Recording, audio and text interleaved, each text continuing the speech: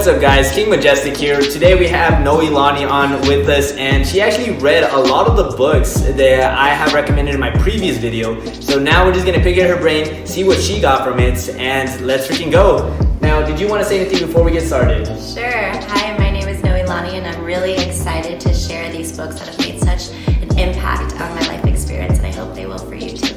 Absolutely, and she is actually growing her internet basis. She has YouTube, she has Instagram, she has Snapchat, so I will definitely be locating it down underneath in the description. You guys can check it out, and any other social medias or anything else she has. But yeah guys, let's get straight into the video. Let's go.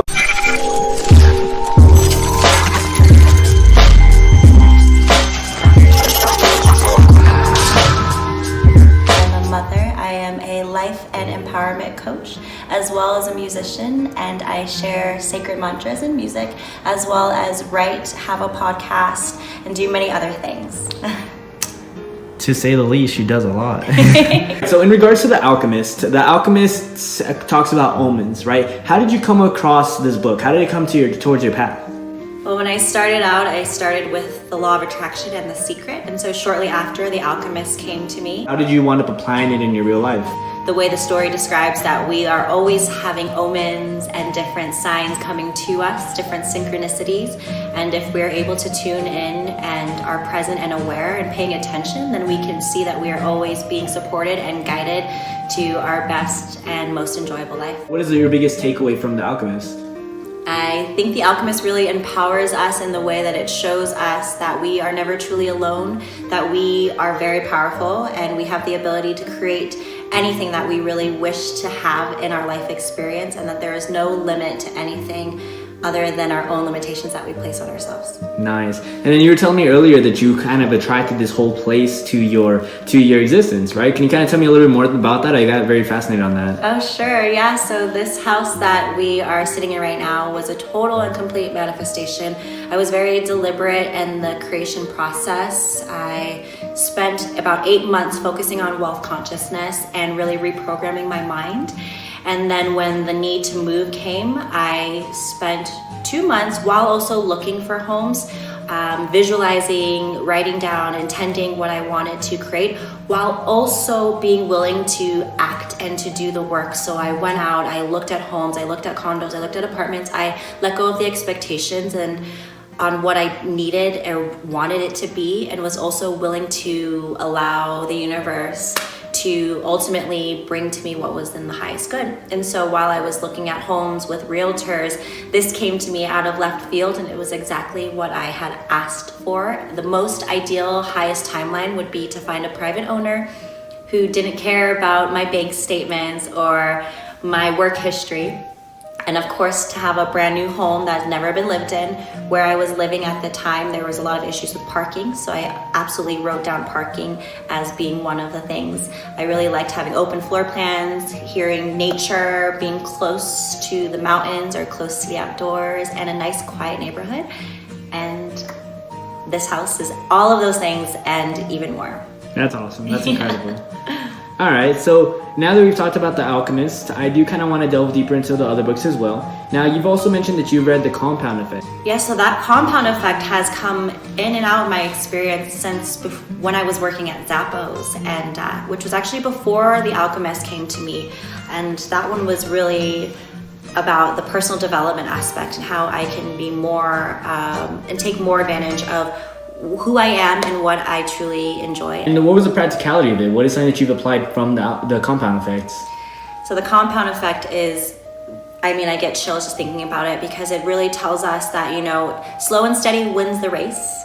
And in this reality, in this kind of life, that society that we live in, we're so used to instant gratification.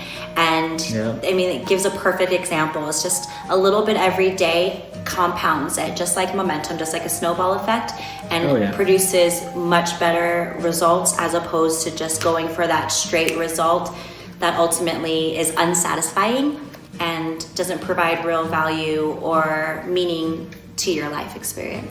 Really focus on what my core values are, what I want to bring to the table, and what am I doing every day to add to that, and to know that as long as I'm doing something, as long as I'm creating, as long as I'm learning and evolving and putting effort and an energy into what it is that I wish to create, that it will ultimately provide me much bigger results.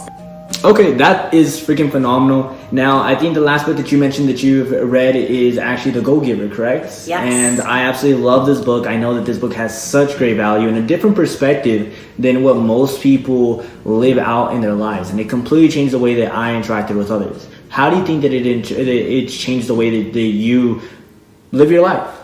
It's beautiful, and again, I'm getting chills, and I think this is something, being a yogi and being someone who's here to serve and knows that's my purpose here, it really resonated with me right off the bat, is the more we give, the more we receive, and also to find the balance. So one of the strategic laws of success he talks about is being open to receive will help us ultimately give more. The biggest overall takeaway, was that the receptivity, or what would you say? For me, honestly, the receptivity is probably my biggest takeaway, because I have struggled in the past with allowing myself to receive. I've always been a giver. So that last strategic law was really helpful to me. It was to really, how do I allow myself to receive so I can give more? Because when we have more, then we're able to give more. But if we're living in scarcity or lack, then we can't really help others. But in addition to that, of course, providing value is really important, and knowing that the more value that we can provide to others, that ultimately the universe or whatever you believe will provide and give back to you. All right, guys, so just phenomenal interview. Just got so much knowledge, so much wisdom. Hope it adds value to you guys. So before we do end this, was there anything else that you would like to say?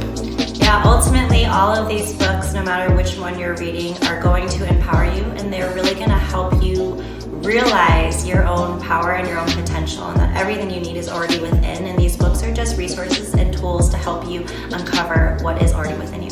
Absolutely, 100%. She could have said it better herself, myself, something like that. Beep. Yeah. Myself. Alright guys, so I hope you guys enjoyed this video. Again, we are all royalty, and we're royalty because we can add value to others. So just be expecting that I'm going to be adding more videos that are going to add value to you guys in some type of way, that are going to be enhancing your life in some type of way, whether it is mentality wise, whether it's book recommendations, whether it's something to get yourself from here to here. So just keep in mind, like the video if you guys enjoyed, and subscribe guys. Catch you guys later. Peace out.